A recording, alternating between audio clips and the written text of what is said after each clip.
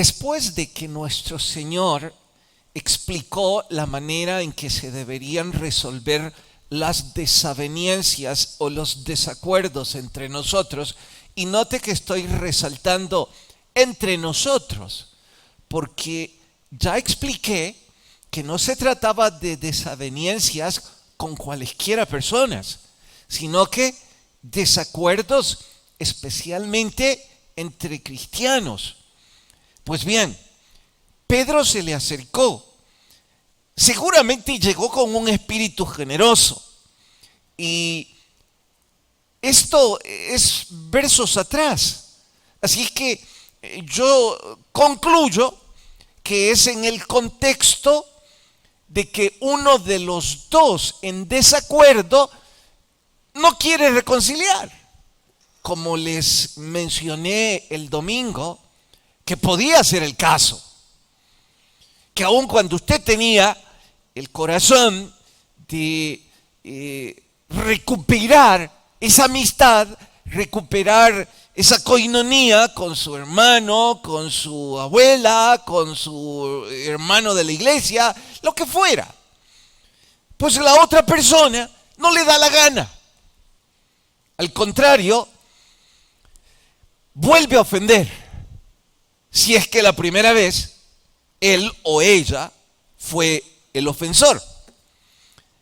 Insisto, Pedro se acercó en ese contexto, sin duda, y le preguntó, ¿y si uno de los dos no quiere reconciliar, cuántas veces debo perdonar al que me ha ofendido?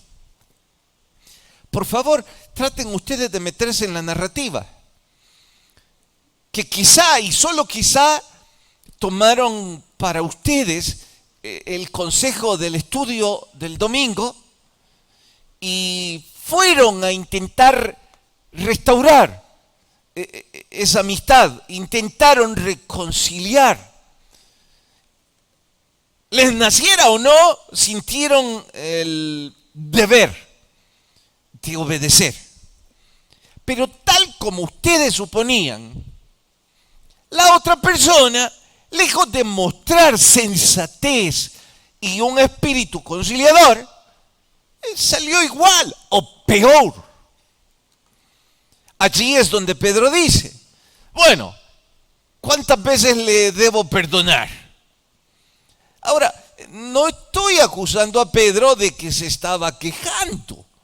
Al contrario, generosamente dice, 7 es un buen número. Al final de cuentas, 7 es el número de Dios representativo, y los rabinos dicen que 3 veces es suficiente. Bueno, aquí es donde surge nuestro estudio para hoy. Es que entender los números del reino no es fácil para nosotros los mortales, y si alguno de ustedes quiere hacerlo, se va a dar cuenta que no puede. 5 panes, unos cuantos peces, o al revés, comen casi 10,000 personas. ¿Dónde está la matemática de eso? Por citar un ejemplo. Tendríamos que aprobar un curso de matemáticas avanzado en el cielo para entender los números de Dios. Porque he escuchado a algunos, he leído a algunos y con buena intención intentan matemáticamente resolver el número de cuántas veces debemos perdonar. Hablan del resultado de 70 por 7, que serían 490 veces. Otros dicen, no, es mucho más que eso. Es 7 elevado a la 70ª potencia. Dije, perdemos el tiempo. Necesitamos aprobar un curso de matemáticas avanzada en la Universidad del Cielo. Así que en nuestras palabras, mejor entendamos el propósito de todos esos números. No se trataba, Pedro, de llevar una contabilidad diciendo, yo intenté una vez, y me fue mal. Y el domingo, debido al sermón, no que el pastor dijo, porque ahí estaba en la Biblia. Lo intenté de nuevo y esta es la quinta vez que me agrede como le da la gana. Imagino yo que Pedro estaba buscando un límite. Señor, ¿cuál es el límite? Y nuestro Señor le dice en números, pues el límite para perdonar a los que te ofenden es siempre. No anotes el número, porque tu deber es perdonar siempre. Sabedor que Pedro, los otros discípulos, y creo que también usted y yo, podríamos pensar en este punto, oiga, ¿no le parece que es un límite humanamente inalcanzable? Es que no quiero quejarme y tampoco quiero victimizarme, pero ya estoy harto de que me agreda. Insisto, nuestro Señor, sabedor de la debilidad de Pedro, de los discípulos, y quizás suya y mía, es que dice, les voy a explicar esto de límite con una parábola, para que entiendan que la iglesia de Cristo debe tener como hábito el ser perdonadora. Eso y más vamos a estudiar en el sermón de hoy titulado Matemáticas Avanzadas. Vayan al capítulo 18, Evangelio de Mateo. Mateo capítulo 18. En el verso 15 está el caso de cómo se deben resolver los desacuerdos. Lo vimos el domingo. Sin terminar el párrafo, vamos al verso 21. Entonces, desde el 18 mejor, que va desde el 19.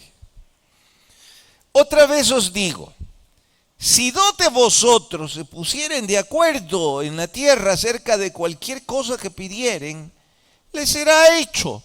Pero como nunca se ponen de acuerdo, bueno, eso lo acabo de decir yo. Verso 20. Porque donde están dos o tres congregados en mi nombre, ahí estoy yo, en medio de ellos.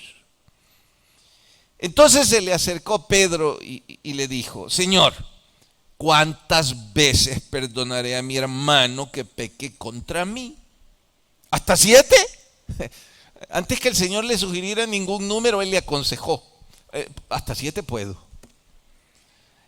Jesús le dijo, no te digo hasta 7, sino aún hasta 70 veces 7. Ahí es donde le digo que o es 490 o es 70 o es 7 elevado a la 70ª potencia. En fin, verso 23. Aquí viene la parábola. Por lo cual el reino de los cielos es semejante a un rey que quiso hacer cuentas con sus siervos. Y comenzando a hacer cuentas le fue presentado uno que le debía 10,000 talentos, una fortuna. A este, como no pudo pagar, ordenó su señor venderle, y de paso a su mujer e hijos y todo lo que tenía, para que se le pagase la deuda. Hago un paréntesis aquí. Recuerden que cuando estamos estudiando parábolas, el sentido literal no siempre es el más apropiado. De hecho, interpretar esta parábola en sentido literal sería un craso error histórico, porque la nación judía, por principio moral, además de bíblico, no permitía la venta de esclavos, la comercialización. Este es un caso figurado en donde construye la narrativa para que el mensaje sea en el sentido de parábola. Sigo leyendo. verso 26. Entonces aquel siervo postrado le suplicaba: Señor, ten paciencia conmigo, yo te lo pagaré todo. El señor de aquel siervo, movido a misericordia, le soltó y le perdonó la deuda. Pare, era imposible que le pagara la deuda. Es que 10,000 talentos traducido en dinero, en moneda nominal, es varios millones. En aquel entonces tendría que ser un rey para tener semejante capital. Así que, insisto, está hablando en sentido figurado de un extremo. En nuestro español, tenés que vivir 5 vidas para poderme pagar. Sigo. Verso 28, pero saliendo el 27, el señor de aquel siervo, movido a misericordia, le soltó y le perdonó la deuda. 28, pero saliendo aquel siervo halló a uno de sus consiervos que le debía 100 denarios. Pare, ahora es el otro extremo en dinero. Si este era una fortuna, esto es insignificante en moneda nominal. O sea, le debía nada en comparación al otro extremo. Y haciendo de él, le ahogaba diciendo: págame lo que me debéis. Entonces su consiervo, postrándose a sus pies, le rogaba: ten paciencia conmigo, yo te lo pagaré todo. Mas él no quiso, se fue, le echó en la cárcel hasta que pagase la deuda. Pare, pero ¿cómo va a pagar la deuda si está en prisión? Insisto, es sentido figurado. 31. Viendo sus consiervos lo que pasaba, se entristecieron, fueron y refirieron al Señor todo lo que había pasado. Entonces, llamándole su Señor, les dijo: siervo malvado, todo lo que te perdoné porque me rogaste, ¿no debías también tú tener misericordia de tu consiervo, como yo tuve misericordia de ti? Entonces su señor, enojado, le entregó a los verdugos hasta que pagase todo lo que debía. Así también mi Padre Celestial hará con vosotros si no perdonáis de todo corazón a cada uno a su hermano sus ofensas. Oramos. Te ruego, Señor, que tu Espíritu hable a nuestras vidas y que despiertes en nosotros ese espíritu perdonador. Te lo suplicamos en Cristo Jesús. No voy a retroceder a explicar el modo de expresión en parábolas por cuestión de tiempo. Así que voy a dar por aludido y por entendido que ustedes saben los detalles. Empiezo con el contexto histórico de la parábola. Trata de un hombre que ha estado robando de los tesoros de un rey. Cuando se hizo la auditoría, el faltante ascendía a una fortuna. Si era una fortuna, nos hace deducir que se trataba de alguno de los ministros del gabinete de gobierno de este rey. Porque ningún otro mortal podía haber robado esa fortuna, a no ser en una posición así. Era tan alta la cifra que ni viviendo varios días podía haber pagado. El funcionario, el fraudulento, no estaba arrepentido, le preocupaba la condena de su crimen, pero no es que estaba acongojado por el crimen cometido. Con cierto orgullo insinúa que puede pagar la deuda. ¡Estás loco! Es una fortuna. Si es que tu vida vale algo, la tendrías que empeñar 10 veces tu vida, tal vez se acerca, pero no. Así que al decirte lo voy a pagar todo, es parte de tu orgullo. Eso significa que su caso estaba perdido. Si es que fuera a la corte, está perdido, no hay esperanza. La única esperanza que parece él la conocía era la misericordia del rey, que en efecto a eso apeló. Y el rey condonó la deuda. La narrativa se agudiza. Si tuviera esta narrativa introducción, nudo y desenlace, lo que les he dicho hasta este punto es la introducción. Ahora va el nudo. Se agudiza cuando este estafador, cuando este administrador fraudulento encuentra a un empleado de él que también le debe dinero. Ahora, no era una fortuna. En este caso es el otro extremo de una fortuna. Así es que es un valor insignificante, el cual sí podía este hombre, con algún esfuerzo humano, quizá pagar. Pero no. El que recibió misericordia no estaba dispuesto a dar misericordia. Así que con toda arrogancia, en lugar de compartir el favor que él recibió, lo maltrató. Y recalco, lo maltrató. Porque ahí dice que lo ahogaba, lo acosaba, lo fastidiaba, lo humillaba. Y lo metió a la cárcel. Aquí es donde el rey actúa. Aquí va el desenlace entonces, si así quisiéramos verlo.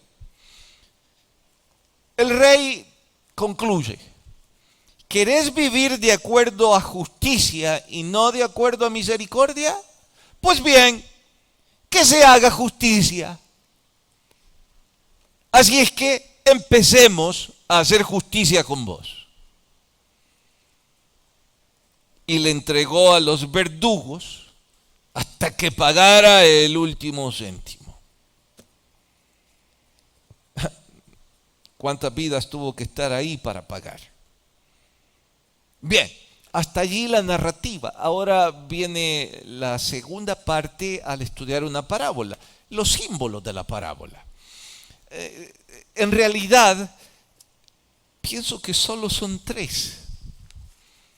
Algunos de ustedes, los más acuciosos, si hago un paréntesis en este punto y les digo, voy a hacer una pausa, les doy 2 minutos o 5, busquen cuáles son los símbolos que debemos interpretar.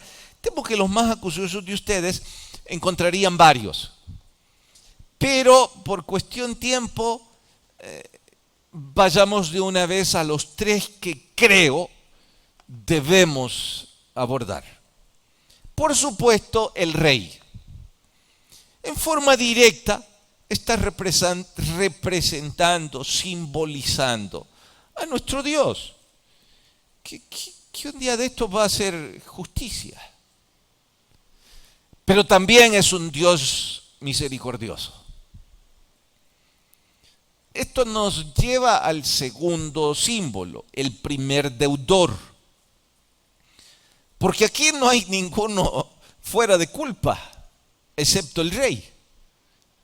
Los otros 2 son deudores ambos, que uno una fortuna y el otro poco, pero deudores igual.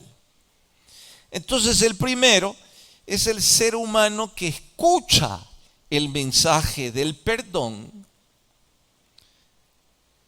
lo recibe, pero no lo asume, no lo entiende.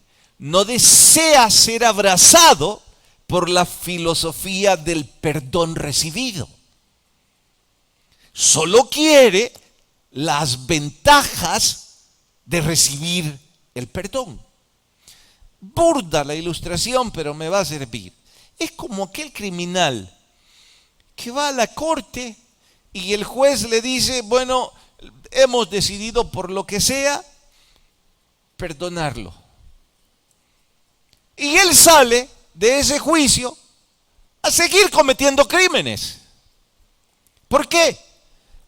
Porque él no asumió lo que significaba ese perdón, esa oportunidad. No abrazó la filosofía de recibir ese perdón.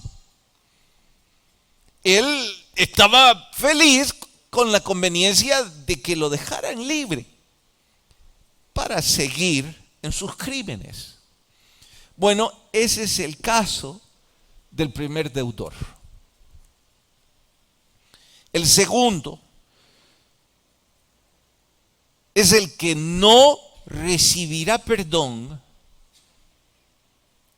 porque no tiene un acreedor misericordioso y justo. Este tiene por acreedor a un hombre malvado, cruel y sin misericordia. No lo dice la parábola, pero podemos deducir que el segundo deudor no tiene ese rey misericordioso porque tampoco ha querido rendir su vida al señorío de ese rey, desprotegiendo su vida de algún día tener la esperanza de esa misericordia. Bien, y ya tenemos los tres personajes o los tres símbolos importantes para entender la parábola. Creo que lo que sigue es entender el mensaje principal de esta. Así que aquí vamos a los detalles. La parábola no pretende establecer un principio moral, que deduzco es lo que la mayoría de nosotros argumentaríamos. Si yo hubiese hecho la pausa y les digo, bien, digan cuál es la enseñanza principal, me imagino que habrían, igual que yo, dicho cosas como esta: los buenos perdonan y los malos no. Quizá otros habrían dicho, la enseñanza central es: perdona porque tú has sido perdonado. Pero si fuera así, si ustedes tuvieran razón sugiriendo que esa es la enseñanza principal, creo que dejaría un extraño sabor de boca, como si fuese un negocio. Si me perdona, yo perdono. Como he sido perdonado, no tengo más remedio que perdonar. Eso es como un sucio y raro negocio. O tal vez no sucio, pero raro negocio. Entonces la parábola no lleva ese propósito. La parábola lleva como propósito que entendamos lo que significa el perdón en nuestras vidas para abrazarlo y practicarlo. No porque fui perdonado. Entonces, ¿por qué? Bueno, sigamos. Estoy empezando. El primer deudor se encarceló a sí mismo al encarcelar a su deudor. Atentos, porque esto es punto de honor. El primer deudor se encarceló a sí mismo al encarcelar a su deudor. Dice Wiersbe, uno de mis maestros referentes, la peor prisión del mundo es la prisión del corazón que no perdona. Y no perdona porque no entiende que puede ser perdonado. Si yo aplico eso a mi vivencia como consejero, como pastor, puedo decir, sin siquiera vacilar en ello, las personas más infelices que yo he conocido en mi trabajo de consejero es personas que no quieren perdonar. Son tan orgullosos, apelan tanto a una tonta dignidad, se sienten agraviados, ofendidos o amenazados y van con una amargura que les hace infelices.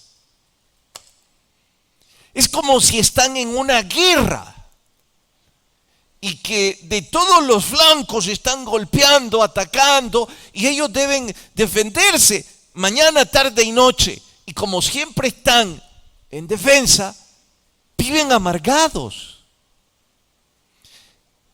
viven arremetiendo, viven hablando con altivez, pero la altivez no sale por un corazón que quiere obrar maldad. Su altivez sale por un corazón que no perdona. Y la única forma que encuentran es en arremeter para defender. Por eso digo, son esas personas infelices que he conocido mucho tiempo. Digo mucho tiempo, no la misma persona. Digo mucho tiempo, en los 30 años de ser pastor he visto una y otra y otra y otra persona más. Yo digo, ¿por qué no lo perdona de una buena vez y por todas? ¿Por qué no la perdona? Y note que perdonar, en este caso, no significa, bueno, ya voy a olvidar todo lo que me ha hecho y me voy a exponer a que me siga lastimando. No, no significa eso, significa sacar la amargura de usted. Para ser específico, con ejemplos, debe ser doloroso. Su esposo la engañó, le fue infiel, tomó dinero de la familia para darse gustos con su amante y todo terminó en un trágico divorcio, hijos sufriendo. Es una historia terrible. Pero pasó el tiempo y bendito Dios, usted ha logrado salir adelante, se cobijó bajo la gracia de Dios, su misericordia, y ha podido llevar a sus hijos a ser adultos. Pero en esa consejería echó a llorar y dice, no me falta nada, pero detesto a ese hombre. No me puedo arrancar eso. Cuando va y pasa trayendo a uno de mis hijos, que ya no son ningunos niños, me da rabia que ellos lo saluden de beso, como si se les olvida todo lo que nos hizo. Y me da rabia ver en el carro que llega, mientras yo el mío lo tengo que empujar para que arranque.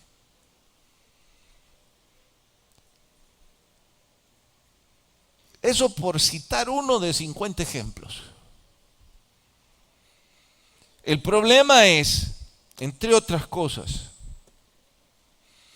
que su ex esposo le importa poco que usted lo deteste. Y la que está amargándose la vida es usted.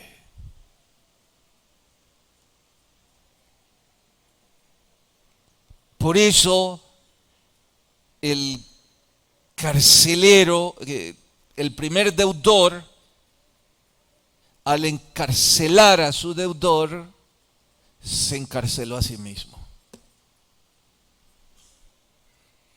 Y quizás así estamos algunos de nosotros. Lo que yo recibo, pero no abrazo, no me compromete. Y como no me compromete, no es bendición para nadie. Lo que acabo de decir ahora lo digo con ejemplos. Si yo he recibido perdón de Dios, pero no abrazo lo que significa perdón en mi vida, no me compromete a perdonar a nadie. Y no puedo bendecir a nadie porque yo no he abrazado la filosofía del perdón. Yo abracé el favor del perdón, pero no la filosofía del perdón. La amargura sigue allí.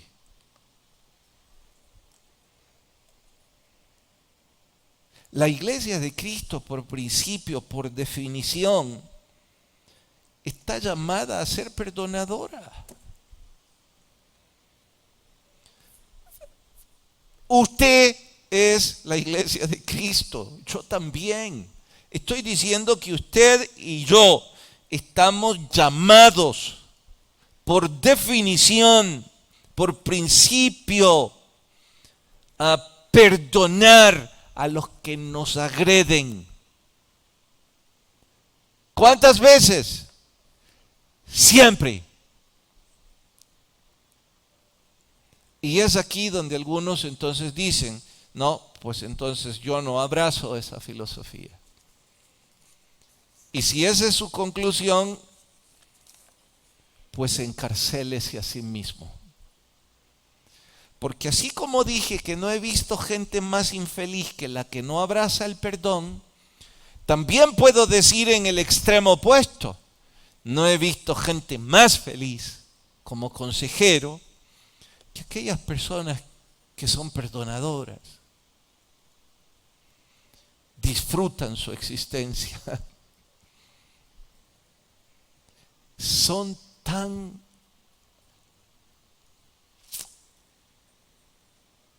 dulces para decir esto. Pero mire, le ofendió, problema de él. ¿Pero qué va a decir la señora de la esquina? Problema de ella. Pero la iglesia va a hablar de usted, que boba. Problema de ellos. Usted termina enojado, yo también, y le pregunto, o sea que nada es problema suyo. Y dice, problema suyo. Wow. Mientras yo me amargo porque no entiende nada, ella es feliz. Viéndolo así, tengo que decirme a mí mismo, qué tonto he sido, Carlos. Aquello, pero solo yo me lo puedo decir. Que algunos sonrieron cuando me dije tonto. Los que de ustedes han practicado deporte, especialmente si es competitivo, compartirán conmigo que cuando hacemos alguna torpeza, mientras lo practicamos, nos gritamos y nos insultamos. Y nos decimos esos insultos para ver si mejoramos.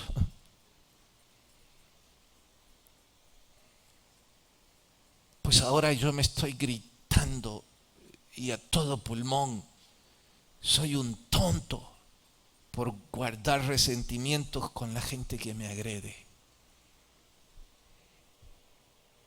Porque si yo he abrazado el perdón de Dios y tengo temor de Dios, primero, no puedo responderles como me gustaría porque es pecado. Y segundo, me estoy amargando la vida. Bien, el perdón no es un acto heroico. Atentos. El perdón no es un acto excepcional y aislado que debe suceder pocas veces en la vida y que cuando sucede me deberían dar un trofeo. El trofeo al jugador más valioso de esta temporada, porque al fin dio perdón. No, no es así. El perdón en un cristiano debe ser característica constante de su vida. Dice MacArthur, hay que pasarse la vida perdonando. Aún, esto lo digo yo, si algunos me tienen por tonto. Ahora, en el calor del juego, en la pasión por la competencia, no me voy a gritar más que soy un tonto cuando me agredan, porque ahora entiendo que esa es la vida de un cristiano. Perdonar al que me dijo tonto, que no fui yo, fue el que me agredió. Entonces voy a ir por la vida dejando que me pisoteen, que me humillen, que me maltraten. No, no dice nada de eso. Usted y yo tenemos todo el derecho, bíblicamente hablando, de apartarnos del mal. El sabio ve el mal y se aparta. Usted y yo tenemos todo el derecho de protegernos. Usted y yo tenemos el deber de ser sabios, como dice, prudentes como paloma y astutos como serpientes. Prudentes dice, mansos como paloma. ¿Y es paloma? Sí. Pero en fin, la figura que quiero usar es la de la serpiente, que dice que debe ser astuto. Entonces no me voy a poner enfrente y le voy a decir, aquí estoy, tíreme piedras. Porque ayer aprendí en el sermón que debo tener un espíritu perdonador, así que a ver, cuéntemelas. Ya llevo 7, pero son 70 veces. Siga. No, no dice eso.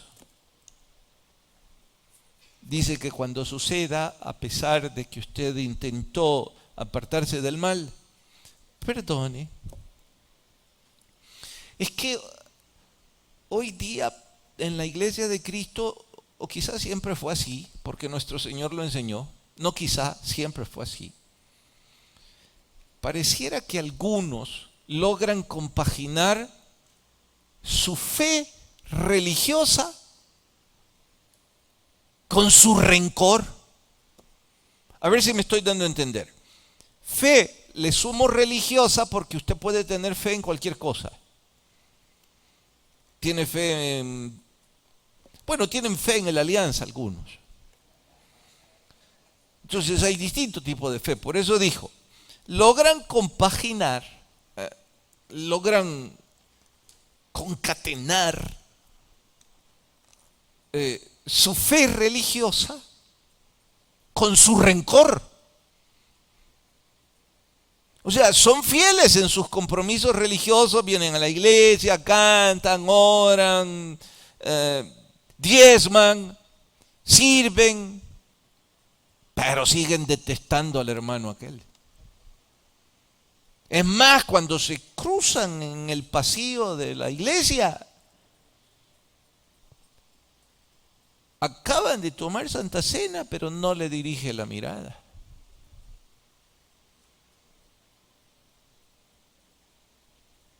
Es extraño.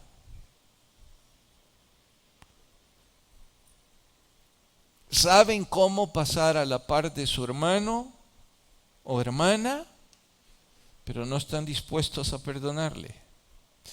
El que pone la otra mejilla cuando abraza el perdón no está loco, ni es un tonto. Solo sabe disfrutar el perdón de Dios en su vida y por ello felizmente puede perdonar a otros. Que de hecho, aquí hay que decirlo ahora. Cuando digo hay que decirlo, estoy haciendo referencia a esos anuncios que ponen en internet. Tenía que decirse y se dijo. Así que por eso ahora hay que decirlo, ¿no? ¿Qué? Hay que decir que si usted y yo no podemos perdonar,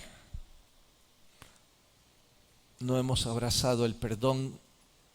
Y hay una pregunta teológica que yo no puedo responder. Quizás no hemos recibido el perdón. Es que cuando el corazón se humilla, se arrepiente del error y disfruta de la salvación, disfruta del perdón y de su existencia, de su vida en general.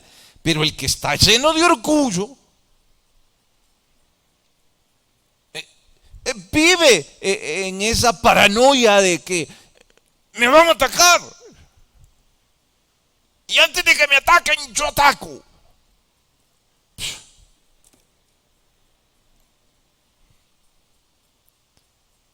Transpiran palabras de desquite.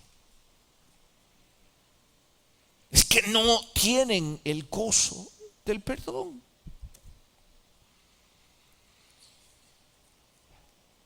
Ahora, hay que insistir. ¿Recuerdan que el domingo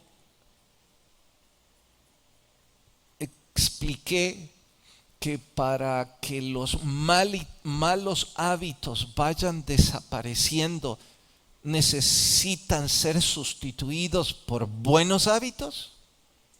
Pues bien, algunos de nosotros tenemos el mal hábito de nuestro orgullo, arrogancia, y aunque nos esté yendo mal, seguimos mal.